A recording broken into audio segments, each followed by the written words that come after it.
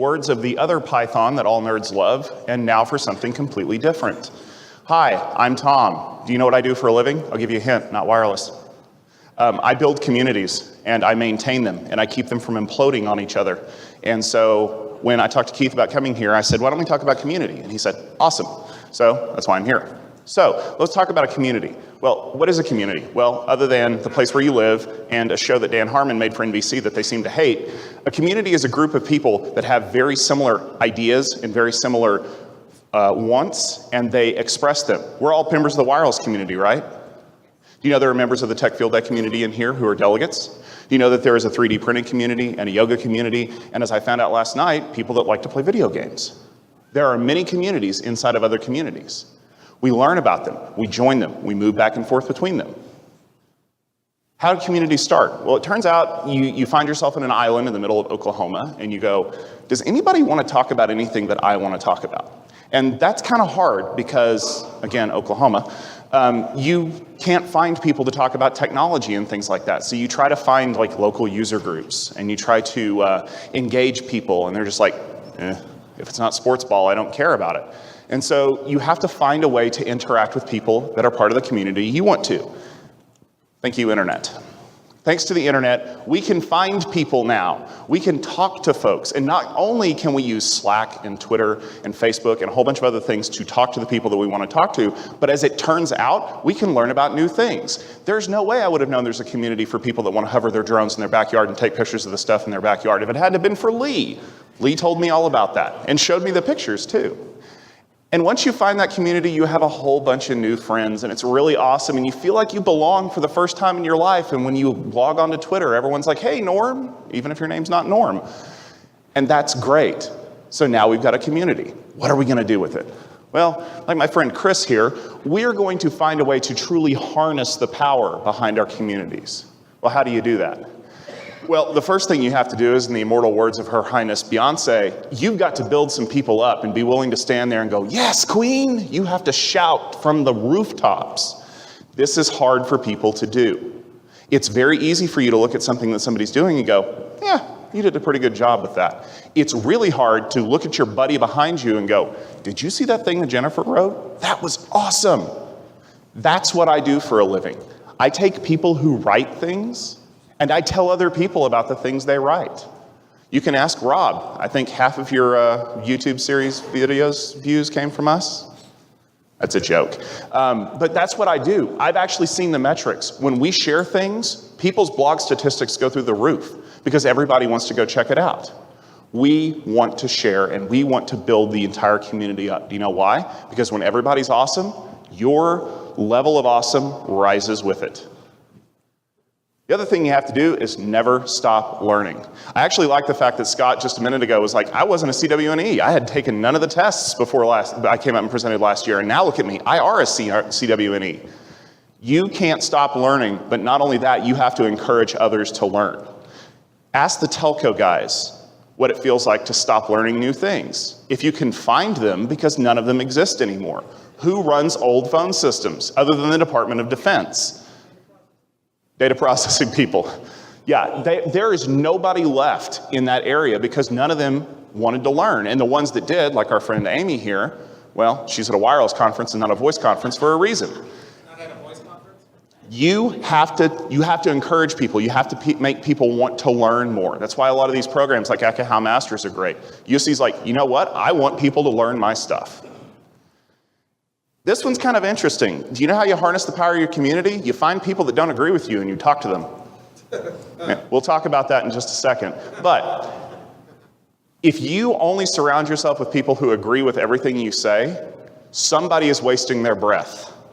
You have to engage folks. I don't agree with everything Devin says. I'm going to talk to Devin. Do you know why? Devin points out the holes in my arguments. Now, we do this a little more civilly than some people. And there are people that I'm downright not civil with anymore because it turned out that their style of telling me that I was wrong usually involved a whole bunch of curse words and some things about my mom. I don't want that. What I want is, sir, I respectfully disagree with your opinion and I would like to point out why I think you're incorrect. I'll listen to that. My mom doesn't care either way. Now, this is a really exciting one because I can guarantee you at least 20% of the people in this room have used social media to get a job. Get a better job, get a different job. Norwood did. Where'd Norwood go? He's hiding from me. He's eating lunch. He had to feed the baby. Have you guys ever called somebody and asked for a job reference? Hey, can you please call these people and tell them I don't suck? Have you ever given a job reference on LinkedIn? Hey, this person does not suck. Can you imagine how awesome it would be if 100 people called all at once? It was like, Rob Boardman is the most awesome human being on the planet, and he did not pay me to say that. You know why? Because people think that other folks' opinions matter a lot, especially in an area where you have a lot of people who are considered experts in the industry. Anytime anybody calls me and asks for a job or a job reference, I'm like, damn right they're awesome. I don't think they should be being an SE for you, but I think they're damn awesome. That's a joke from Tech Field Day. At Tech Field Day, we have a rule that if it's the first time you've ever been to our event, you're either going to get fired or quit within 6 months. Because you're going to realize that things are a lot more awesome than you are where you are at right now. Remember I told you that my other job is keeping communities from imploding? It turns out that's a lot harder than you might think. It seems to be a statistic that if you get enough people together at one time and give them something to talk about, they're all going to start ending up arguing with each other. This is something we have to be very cognizant about when we're harnessing the power of our community, because unlike the emperor, there's no such thing as unlimited power, and if you start pulling it out of people, you're going to make them very, very angry. Everything goes bananas. Literally, I've seen this happen in a Slack channel, on a Twitter fight. Everything's civil, and all of a sudden people have knives and they're ready to stab each other in the face. How does this happen? Generally, it comes down to this. We tend to not respect each other. That's a hard thing to do. We argue with people, we don't argue against ideas. I know this because I have a gift for character assassination, as it turns out. My blog became huge after I told some guy in Canada that he can get bent because I'm really an engineer. I'm not his version of an engineer, but I started building on that. I was yelling at college kids. I was telling other people from Canada that could get bent. And then I realized something. I'm going to be that guy, the one that makes fun of everybody. Don't be that guy or gal or whoever. You have to have respect. Remember, I respectfully disagree with your opinion and would like to argue the merits of your viewpoint, not your mom smells. One of those is a much better argument than the other. Speaking of arguments, they happen. I'm not going to agree with everything that you say, and you're not going to agree with everything I say, but please do not shout at me because of it, and likewise, I won't shout at you. Actually, that was taken in the old HP briefing center before they tore it down. I like arguing with people, but I like having civil discussions. I don't like screaming. You can ask my kids, I'm not really good at it.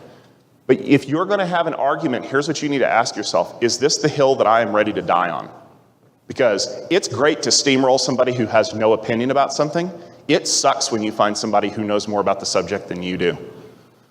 But this is one the next one is something that I think is really, really important for the community. I'm going to drop some truth on you. Now, for those of you who don't know, this is a nice man named Phil.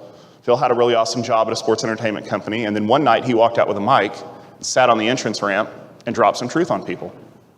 He dropped truth for about 6.5 minutes, and it was a whole bunch of inside baseball stuff. People in his line of work tend to stretch the truth a little bit. He wasn't. Ask yourself this question. You're about to hit reply because you're going to tell Devin that he's wrong. Or you're going to tell Ben that he has no idea what he's talking about. Or you are going to tell Blake that I've got the answer to everything that is wrong in your life right now. Here's what you need to think about. Are they going to listen? Is the community going to listen? Does anybody care? No truth is absolute, and nobody's viewpoint is the same as yours. And they may love your truth, and they may want you to die horribly in a bus crash. You know why? Because you are upsetting their world balance and view. Don't do that. Truthfully, at the end of the day, when you are ready to pitch a fight with somebody, when you're ready to pick a fight, when you're ready to pitch battle, ask yourself a really important question. What am I about to do to the community? Because people are watching. If you really want to harness the power of the things behind your community, do you know how you do that? You be respectful. You build people up. You help people out. You tell everyone they're awesome. Don't argue with them. Don't pick fights with them. Show some respect. You'd be surprised what a good community can do to you. if you're just willing to play it cool. I'm done. Thank you.